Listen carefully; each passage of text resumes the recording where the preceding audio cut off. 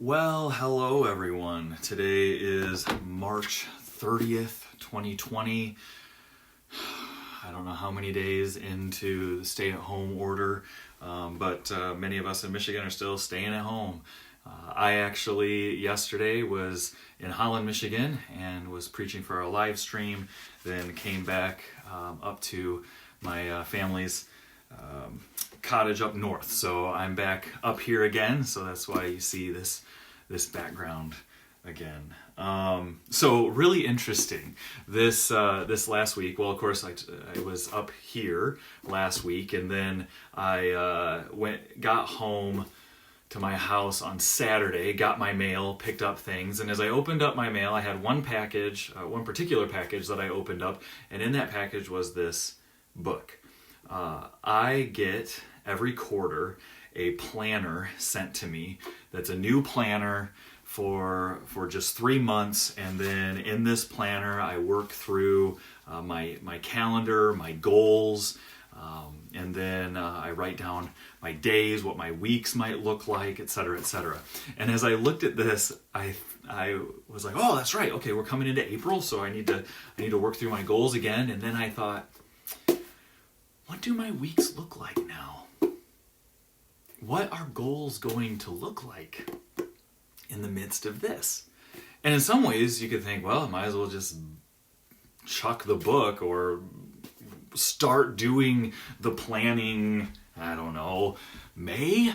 The president just said, the 14 days is now extended another 30 days for social distancing. So what does this really look like? And what does it look like for me for planning? What does it look like for you for planning? So this reminds me of the verses in James chapter 4, where James says, "Come now, you who say, today or tomorrow we will go into such and such a town and spend a year there and trade and make a profit. Yet you do not know what tomorrow will bring. What is your life? For you are a mist that appears for a little time and then vanishes. Instead you ought to say, if the Lord wills, we will live and do this or that. As it is, you boast in your arrogance. All such boasting is evil. So whoever knows the right thing to do and fails to do it, for him it is sin." So here James is confronting, probably in his society, the more wealthy people, the people who could travel from one place to another and make money.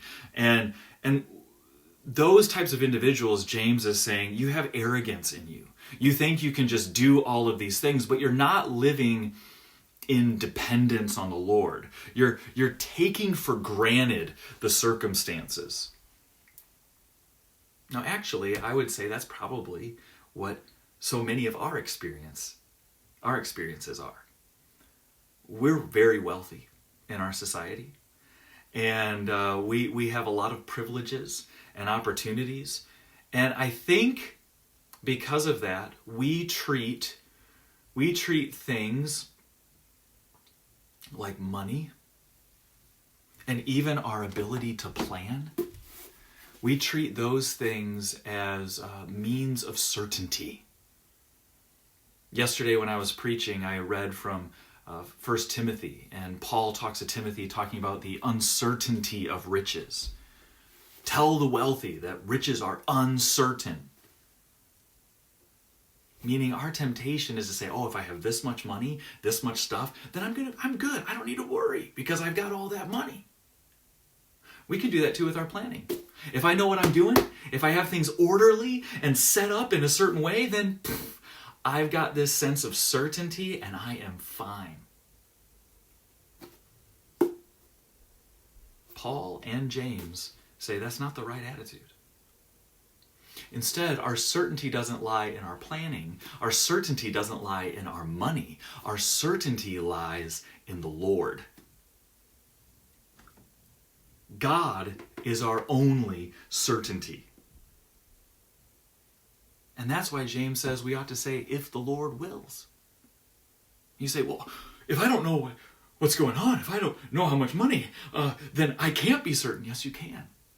you can be certain that God will work all things together for your Christ-likeness if you are a follower of Jesus.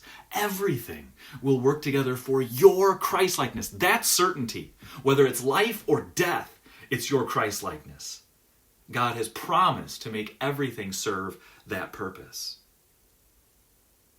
Now you could say then, well, Pastor Timothy, I guess you don't need your planner. I guess we don't need to plan anything because we don't want to take certainty in our plans. But you know what is so interesting is that James doesn't say, therefore don't plan.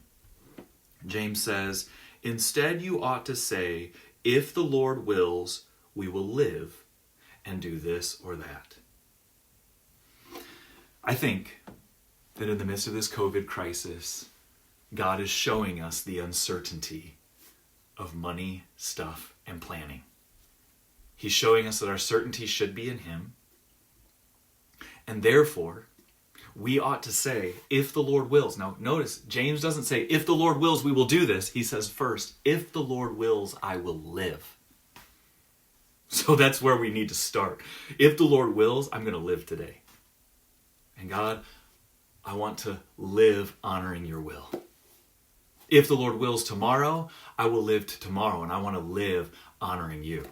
And therefore then, James goes on and says, if the Lord wills, we will live, and we will do this or that. It's not bad to plan, but all of our plans are subservient to God. All of our plans don't give us certainty. We lay those plans before Him and say, Lord, what do you want? So you know what I'm going to do? You know what I'm going to do this week? I'm going to take my quarterly planner out. I'm going to evaluate what are my goals. Now, my goals might be just for the next month. But what are my goals? I'm going to write down these goals. And then I'm going to go down onto these pages that I have here in my planner that goes through my ideal week. And what should my Monday look like? And Tuesday look like? And Wednesday and Thursday and Friday? I'm probably going to insert that into my Google Calendar because then I can move things around if circumstances change. I'm still going to plan. And in the midst of this time where we're uncertain, we don't just say, well, I guess I'm just not going to do anything. No. We say, Lord, give me wisdom to know what to do. But before knowing what to do, Lord, I pray that I would be submissive to your will and trust that it is certain that you are working for my Christ-likeness. May that give us rest and grace and strength today. Thank you for watching.